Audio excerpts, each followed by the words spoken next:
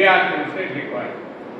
और जो वर्तमान अध्यक्ष है वंदना झा, उन्होंने सभी छात्रों को कहा, कुछ ने लिखा कुछ ने नहीं लिखा।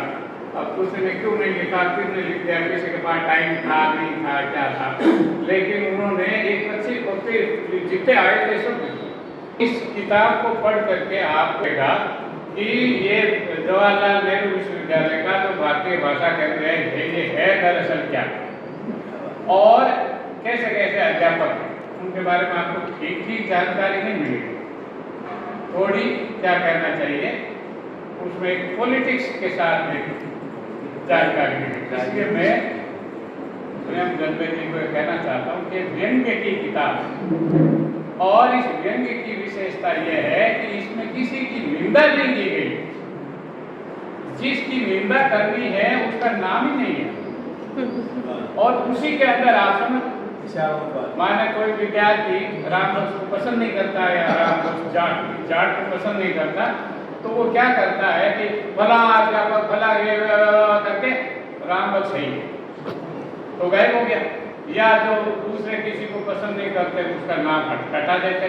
अपने संस्मरणों में कैसे आप एक राजनीति करते हो, षड्यंत्र करते हो, वो भी इस पुस्तक के अंदर आप देख सकते हो। दूसरा बात यह है कि ये भावभूमि ऐसी तारीफ करे जा रहे हैं, मरे जा रहे हो, मतलब बहुत बोर हो जाते हैं आप इतनी तारीफ, बहुत रिपीटिशन है इसके अंदर, छोटी छोटी बातें कही गई है, सब है। तो ये जो इतनी तारीफ होती है वो उस तारीफ के अंदर भी एक निंदा होती है, और इसका मतलब एक हम निंदा से डरते हैं। जैसे मैं एक विद्यार्थी था तो मैंने उसका पढ़ा, उसका एडमिशन टेस्ट था।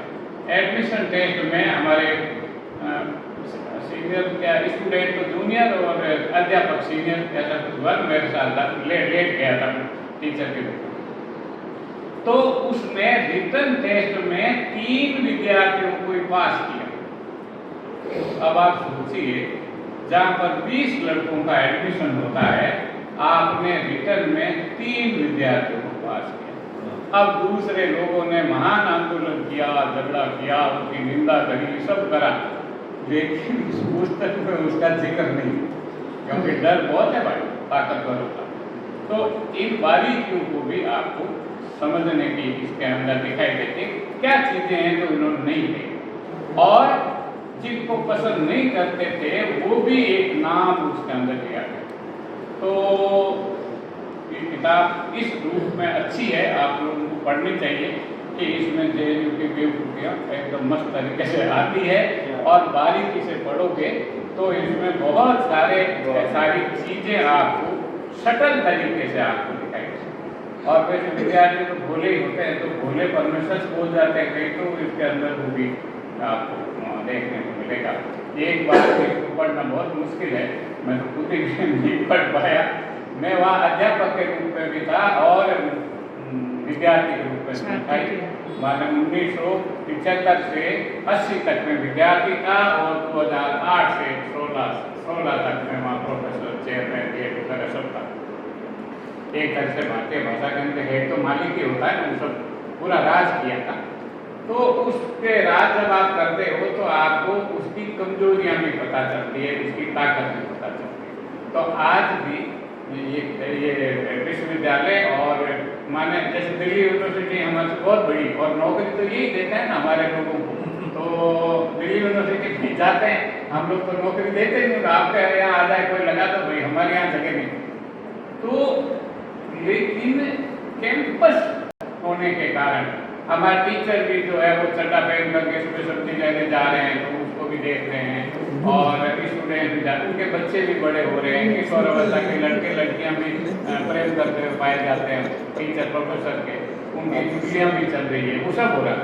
तो एक जीवन को एक अलग तरीके से देखने की वो जगह है, और इसलिए इतनी चर्चा विरोध समर्थन के बावजूद जेएनयू एकदम अभी चल रहा है, और मेरा ख्याल है चलेगा जब तक शिक्षा व्यवस्था चलेगी। बहुत बहुत धन्यवाद। प्रकाशित कहाँ से ये सर की किताब ले अपन ग्रुप में डालेंगे, किसी को पढ़ना इधर आगे ले ले। प्रेम चोपड़ा तीनों आ जाओ, प्रेम चोपड़ा सर किताब के साथ आप भी आ जाओ सर, तीनों सिस्टमेटिक किताब ले किताब जूम करके ले ले बेटा। Thank you. ये भी बता दीजिए कहाँ से प्रकाशित हुई है। ये अद्वैत प्रकाशन अद्वैत अशोक गुप्ता जी। अद्वैत नहीं है। ये 400 रुपए की जेएनयू अद्वैतवादी है ना, जेएनयू अद्वैतवादी है ना, जेएनयू अद्वैतवादी है, इसलिए अद्वैत प्रकाशन। बहुत मिस्टेक है, गोल गोल गेंद की तरह आप समझ ही नहीं पाओगे कि है क्या, और अंत में निकलने के बाद आपको पता अभी ही सामने चलेगा कि अभी राइट है कि लेफ्ट है कि ऊपर है कि दक्षिण है कि उत्तर है, तो वो सारी चीजें ये करीब मेरे ख्याल से 500 पेज की किताब है। हाँ, बहुत बड़ी और इसके लेख भी होंगे सब 70-80 टेक्स्ट में है। हाँ, और इसमें हिंदी उर्दू दोनों। हाँ हिंदी उस समय 50 साल के दोनों डिपार्टमेंट में हमने सीखे हैं, तो अब तमिल भी अलग हो गया है, बंगला के टीचर आ गए, उड़िया के आ गए, ऐसे अलग अलग थे जिसमें भारतीय भाषा केंद्र बड़ा सचमुच का भारतीय भाषा केंद्र हो रहा है। Thank you. ये आप खुद बैठिए।